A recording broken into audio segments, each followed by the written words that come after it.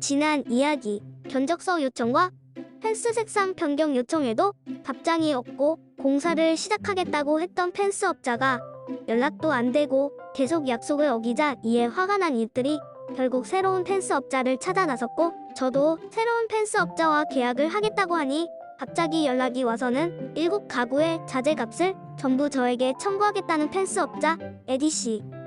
모든 이웃들이 연락이 잘 안 되는 펜스업자에게 화가 나서 다른 업자와 펜스 공사를 하게 된 것이 제 탓도 아니고 자기 할 일을 제대로 못해서 고객들을 잃은 것인데, 이제 와서 그 책임을 저에게 묻고 있는 펜스업체 사장 에디씨. 그래서 일단 오른쪽 이웃인 존 아저씨네 집에 갔어요. 그리고 제가 받은 메시지를 보여주자 존 아저씨가 깜짝 놀라며 자신은 전혀 다른 메시지를 방금 받았다지 뭐예요.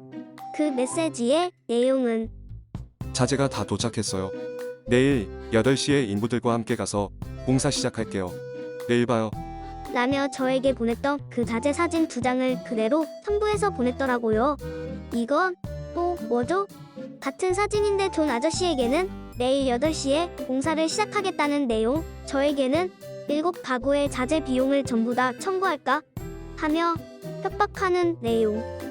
다른 업자를 찾은 건 제가 아닌 바로 존 아저씨인데, 자재가 이미 도착했으니 자기와 공사를 하지 않으면 자재비를 청구하겠다는 협박 메시지를 보내려면 존 아저씨에게 보내거나 아니면 저와 존 아저씨 둘 다에게 보내야 하지 않나요? 그런데 똑같은 자재 사진으로 저에겐 협박을, 존 아저씨에게는 내일 공사 시작 안내 문자를 보내다니. 이걸 보니 100% 확신이 들더라고요. 나를 정말 우습게 본 거구나. 에디씨는 제가 이웃들을 설득해서 다른 펜스업자와 공사하자고 꼬셨다고 믿는 것 같았어요. 그랬으니 존 아저씨에게 뜬금없이 자재가 도착했으니 내일 8시에 공사를 하겠다고 떠보는 메시지를 보낸 거겠죠? 다른 업자를 찾은 건 제가 아니라 존 아저씨 본인인데, 그렇다면 존 아저씨에게 그 사실 여부를 물어야 하잖아요. 그런데 다른 업자와 공사를 하기로 한 건지에 대한 여부는 묻지 않고 내일 바로 공사를 시작하겠다는 문자를 보내고 분위기를 살핀 거죠.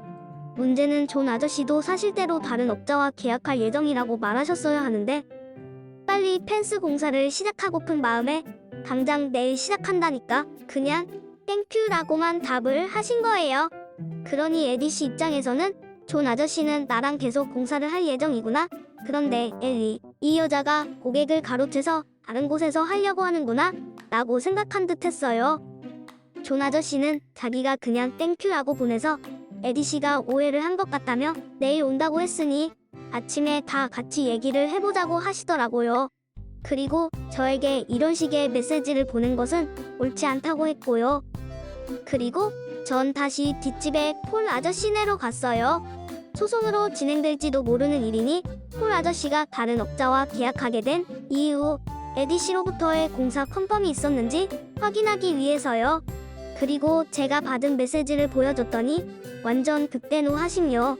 한국판 욕으로 치자면 놈 새끼 어디서 양아치 짓이야. 내가 알아봤지. 그 새끼 이렇게 양아치 같은 놈일 줄. 어디서 협박이야. 지가 연락 안 돼서 고객들 다 잃어놓고 누구한테 덮어 씌우는 거야.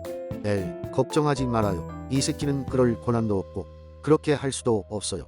나는 이런 새끼일 줄 알고 다른 업자한테 하기로 했지. 혹시 내일 와서 이 소리 한 번만 더 하면 나 불러요. 내가 나가서 얘기할 테니. 이건 엘리 씨를 얕잡아 보고 수작 부리는 거니까 내가 필요하면 바로 우리 집으로 와요. 뒷집의 존 아저씨는 경찰관으로 20년간 근무하고 은퇴하신 분이라 일단 오락부락 몸과 체격으로 반은 먹고 들어가는데 제 편이 되어주신다니 겁나 든든해지뇨. 아, 그리고 이때 왼쪽 이웃인 알프레도 씨와 펜스업자 에디 씨가 친구라는 사실을 알게 됐어요. 어쩐지 이렇게 연락이 안 되는 펜스업자와 계속 공사를 하겠다더니. 그렇게 집으로 돌아왔는데 옆집의 존 아저씨가 에디 씨에게 내일 저와 함께 얘기를 좀 하자고 메시지를 보냈더니 답장이 왔다며 보내주셨어요. 저에게는 협박성 메시지를 보내놓고 너무도 태연하게 그러죠. 문제 없어요 라며 저의 오른쪽 이웃인 알프레도 씨의 펜스 공사를 먼저 시작한 후 존 아저씨는 펜스를 하겠다며 보냈더라고요. 이 복잡한 문제를 어떻게 풀어야 하죠? 만약 이 펜스업자가 공사를 하지 않겠다고까지는 나머지 이웃들의 자재 비용을 저에게 다 청구한다면 어떻게 되죠? 공사 시작 전에 할인된 가격과 색깔이 변경된 새로운 견적서를 요청한 제 마지막 메시지 이후로 그는 답장을 한 적도 없는데, 아차차, 에디 씨가 하도 연락이 없어서 알프레도 씨에게 펜스 공사가 언제 시작되는지 얘기 들은 거 있냐고 2월 24일에 물어봤었고, 알프레도 씨가 2월 25일에 답장이 오기를 에디 씨랑 얘기했는데 이웃들한테 펜스 공사 여부 컨펌 받은 후 자재를 주문할 거래요. 아니 1월 중순에 공사하겠다던 사람이 2월 25일 그때까지도 자재도 주문을 안 하고 있었던 거죠. 게다가 펜스 공사 여부를 컨펌 받은 후 자재를 주문하겠다더니 공사 여부는 개뿔.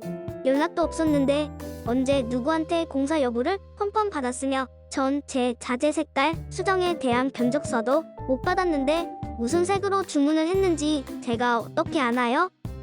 다음날 얘기를 하기로 되어 있으니 저는 그날 밤 증거를 모아야 했습니다. 혹시라도 이게 소송으로 가게 될지도 모를 일이니 증거 많이 제가 살 길이었죠. 휴대폰에 에디 씨와 주고받은 메시지 그리고 알프레도 씨와 주고받은 메시지를 스크린샷해서 출력했어요. 제가 공사 시작 전에 할인된 금액과 펜스 색상 변경이 수정된 새 견적서 요청 메시지, 그 이후로 받은 메시지는 7가구의 자재값을 청구할 수도 있다는 협박성 메시지. 이것은 곧 제가 이 공사의 정확한 내용을 전달받은 적이 없고 전 동의한 적이 없다는 것이죠. 그리고 알프레도 씨가 2월 25일에 보낸 공사 여부 컨펌 후 자재를 오더하겠다는 내용. 그러나 전 에디 씨로부터 공사 컨펌 연락을 받은 적도 없고 자재를 컨펌한 적도 없는데 자기 맘대로 오더를 했으니 그에 대한 책임은 그 스스로에게 있다는 점. 그가 다음 주에 공사를 시작할 수 있다고 했고 제가 다음 주부터 시작해달라고 부탁한다고 했으나 에디 씨는 3월이 되도록 공사를 시작하지 않았던 점. 공사 내용에 대한 안내와 소통은 내가 할 일이 아니라 비즈니스 오너인 에디 씨의 의무인데 그것의 실패로 인해 고객들이 공사를 안 하겠다고 한 것은 나의 책임이 아니라 에디 씨 자신의 책임이니 7가구의 자재값을 지불할 의무가 없다라는 내용. 이 모든 것들을 사면화해서 출력한 후 5부를 만들어 두었어요. 다음날 이것을 증거로 에디 씨와 얘기를 한 후 그래도 해결이 안 된다면 정말 법정 싸움 할 기세였죠. 이미 변호사도 검색해 두었고요. 전 이것들을 새벽 3시 반까지 작업한 후 잠에 들었습니다. 그리고 다음날 아침 드디어 8시. 마침 코로나로 자택근무가 결정되어 집에 있었던 남편이 자기가 필요하냐길래 당신은 그냥 내 옆에 서 있기만 하면 돼. 이 모든 일은 제가 다 벌인 일이고 돌아가는 상황도 제가 다 알고 있으니 제가 해결해야죠. 드디어 에디 씨가 나타나고 존 아저씨와 저 남편 이렇게 사자 대면을 했죠. 더 말할 것도 없고 일단 굿모닝 인사하고 제가 작성한 리포트를 돌렸어요. 이걸 잘 읽어보시고 잘못된 내용이나 틀린 내용이 있다면 알려주세요. 한 장씩 넘겨보던 에디 씨의 얼굴에는 당황하는 모습이 역력했어요. 머리를 쓸어 올리고 또 극적이기도 하고 코도 만지고 하더니 고작 하는 말이 내가 새 견적서를 안 보냈던가요?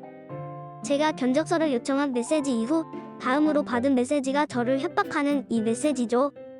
아, 미안해요. 아마 바빠서 깜빡했나봐요. 지금 당장 견적서 보낼게요. 고맙지만 됐어요. 공사 안 할 거예요. 그리고 어차피 폴 아저씨도 그쪽이랑 공사 안 한다고 하니까 원래 딜이었던 7가구가 다 공사를 할 수 없게 됐으니 31불 딜이 유효하지도 않을 테고요. 아니에요. 그냥 원래 계약대로 31불에 해줄게요. 하지만 저와 함께하기 싫다면 빠져도 돼요. 하지만 한다고 하면 오늘 바로 시작할 거예요. 그때 존 아저씨께서 이봐요. 우리가 공사를 다른 업체와 하려고 했던 건 엘리 씨가 주도한 게 아니에요. 하도 연락도 안 닿고 공사도 자꾸 미뤄져서 다른 업체를 알아봤던 거예요. 잘 알겠지만 이 계약을 성사시키기 위해서 엘리 씨가 정말 열심히 일해 주었어요. 우리 모두는 엘리 씨한테 정말 고마워하고 있어요. 그랬더니 어제 저를 협박하던 그 오만방자함은 어디로 가고? 아, 잘 알죠. 하며 고개도 못 들고 어쩔 줄 몰라 하더라고요. 사실 자기가 고객들의 연락을 씹고 공사 날짜를 미루고 미룬 건데 뒤에서는 저에게 이런 식으로 협박을 하고 존 아저씨에게는 세상 친절하게 다음날 바로 공사하겠다고 했던 자신의 이중적인 행동들이 다 드러났으니 말 그대로 쪽팔려 하는 느낌이었어요. 제가 자신과 주고받은 문자들을 이렇게 다른 이웃들에게 공개할 줄은 몰랐겠죠? 왜냐면 제가 출력한 5분은 저의 양쪽 이웃과 뒷집 그리고 에디씨 본인 저 이렇게 각각 나눠 가졌거든요. 이때 남편이 드디어 존재감을 드러냅니다. 그래서 당신 공사 안 할 거지? 난 당신 의견에 따를게. 응, 기분 나빠서 안 해. 하고 자리를 박차고 나왔으면 청량감 절정의 최고 사이다 결말일 텐데.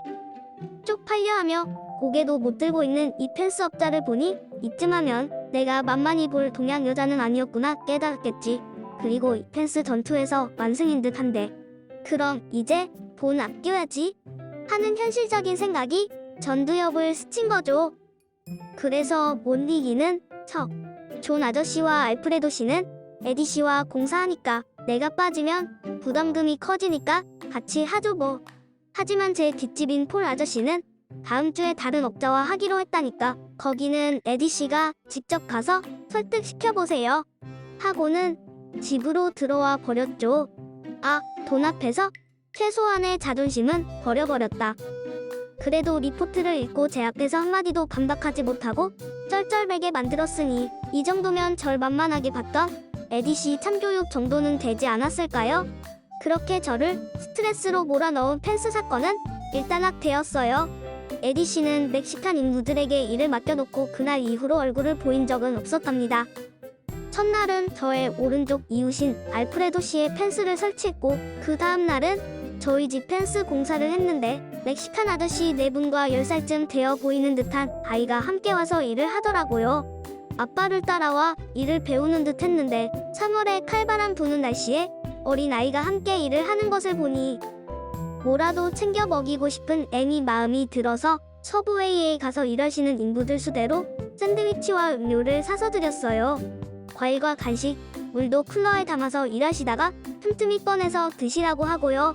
그리고 그 다음 날은 저와 존 아저씨네 쪽에 펜스 공사를 했는데 이번엔 또 다른 인부들이요. 네, 식사로 드실 샌드위치, 과일, 음료, 물을 준비해서 드렸고요. 저와 문제가 있었던 건 그쪽 사장 에디씨이지 이 공사를 하시는 인부 아저씨들과는 아무 문제가 없었으니까요. 그런데 공사가 다 끝나고 며칠이 지나 에디씨가 공사 대금 청구서를 전해주고 갔어요.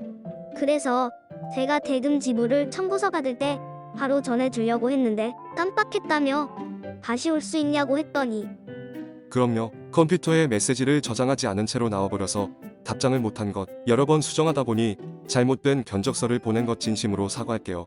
엘리 씨네 공사를 맡게 돼서 기뻤어요. 제 인부들 역시도 고마워해요. 엘리 씨가 그분들께 너무 잘해주셨어요. 어머머, 이거 에디씨가 저에게 진심으로 사과한 거죠? 이 메시지를 본 순간 엘리 완승, 속이 완전 후련해지는 제대로 된 청량감을 맛봤습니다. 자신과는 껄끄러웠지만 자신의 인부들을 잘 챙겨주었던 점이 그 사람을 반성하게 만든 것일까요? 무엇이 계기였는지는 모르겠으나 어쨌든 에디씨의 진심이 느껴져서 저도 기분이 좋아졌어요. 이렇게 펜스 문제는 잘 해결되었으나 이웃들은 아무도 그에게 원래의 할인 조건이었던 구글과 페이스북에 리뷰를 남겨주지는 않았습니다. 오늘도 제 채널을 찾아주셔서 감사합니다. 좋아요, 그리고 구독 잊지 마세요.